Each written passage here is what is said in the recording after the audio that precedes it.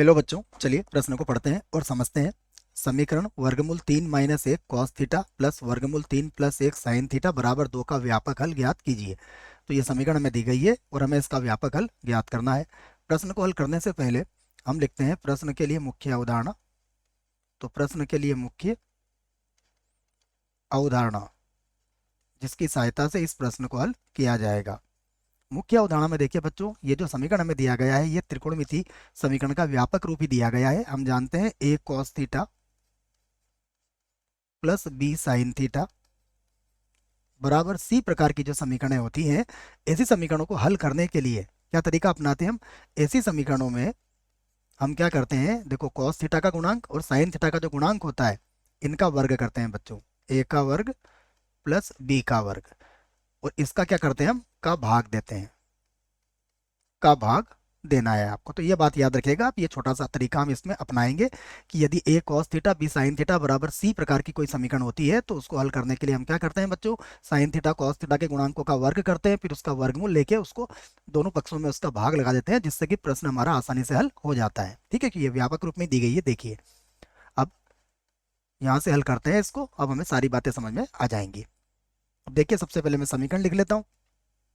ये दी गई है वर्गमूल 3 - 1 cos थीटा, उसके बाद होगा प्लस का वर्गमूल 3 + 1, और यहाँ पर है साइन थीटा बराबर कितना होगा 2। तो हम क्या करेंगे इसमें, देखो देखो बच्चों, वर्गमूल 3 - 1 का वर्ग करेंगे, वर्गमूल 3 + 1 का वर्ग करेंगे और इन दोनों को जोड़ लेंगे। तो जोड़ने पर कितना आएगा, दोनों का 8 आएगा बच्चों, है ना। तो वर्गमूल क्या होता है इसका, वर्गमूल 8 हो जाएगा। तो हम वर्गमूल 8 का भाग लगा देंगे इसके अंदर।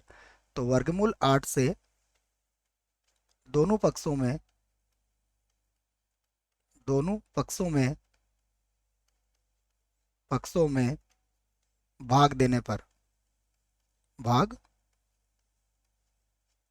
देने पर, ठीक है ना। 8 कैसे आया बच्चों, ये अभी मैंने आपको बताया ऊपर, जब आप इसको हल करेंगे तो 8 ही आएगा। ठीक है ना, a + b का होल स्क्वायर और a - b के होल स्क्वायर से खोल लीजिएगा आप। 3 और 1 4, 3 और 1 4 और 4 8 हो जाएगा, और -2ab और +2ab आपका आसानी से कट जाएगा। तो इतना सरल है ये।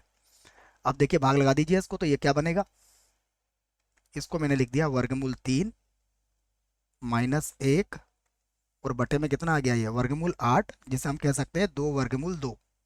बात एक ही है।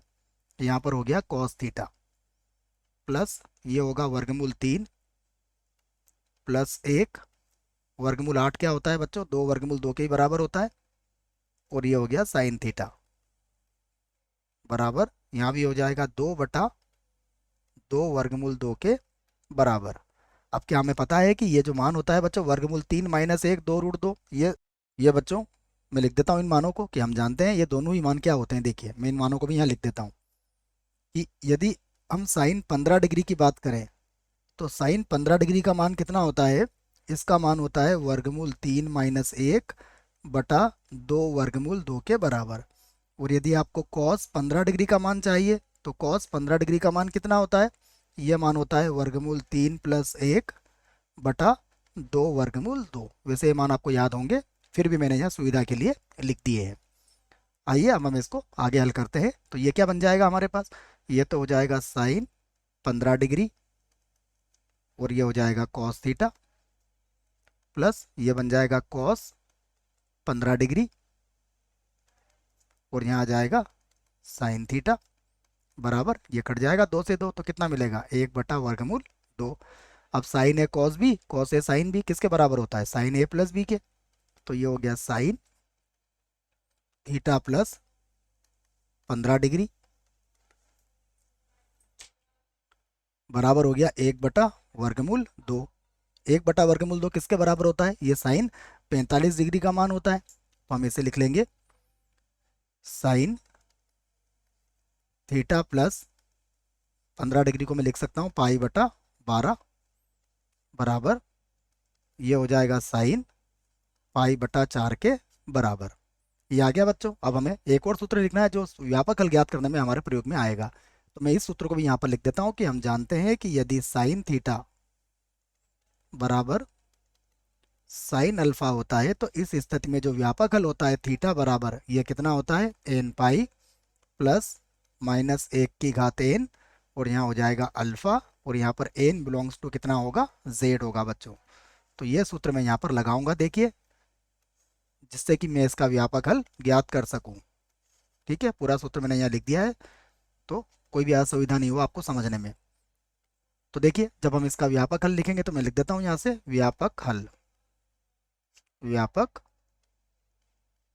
हल। तो व्यापक हल क्या हो जाएगा, थीटा प्लस पाई बटा 12 बराबर एन पाई प्लस माइनस 1 की घात एन अल्फा।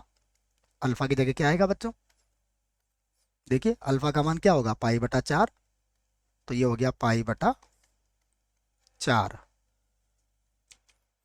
तो यहाँ से थीटा बराबर कितना हो जाएगा, थीटा बराबर हो जाएगा एन पाई प्लस माइनस 1 की घात एन पाई बटा 4, और माइनस कितना हो जाएगा, पाई बटा 12, और यहाँ पर एन बिलोंग्स टू क्या होगा, जेड होगा। और ये हमारे प्रश्न का क्या है बच्चों, ये हमारे प्रश्न का उत्तर आ चुका है। आशा करता हूँ बच्चों प्रश्न का उत्तर समझ में आया होगा। धन्यवाद।